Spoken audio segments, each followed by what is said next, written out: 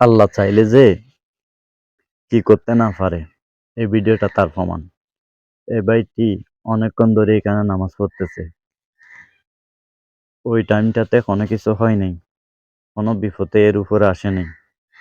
নামাজ পড়তেছে, ওই ভাইটা যতক্ষণ পর্যন্ত সালাত আদায় করছে ততক্ষণ পর্যন্ত কোনো কিছু হয় নাই। কিন্তু সালাদটা শেষ হওয়ার সাথে সাথে কিরকম ঘটনা এটা না ঘটলো। আসলে ভাই কি বলবো, আমরা আল্লাহকে চিনি না। আল্লাহ কিন্তু আমাদেরকে প্রতি টাইমে আল্লাহ আমাদের সাথে আছেন। আল্লাহ আমাদেরকে সবসময় হেফাজত করেন, সব বিপদ থেকে আল্লাহ মুক্ত করেন। এই ভিডিওটা তার একটা প্রমাণ না? কি বলেন ভাইয়েরা? দেখুন না ভিডিওটা।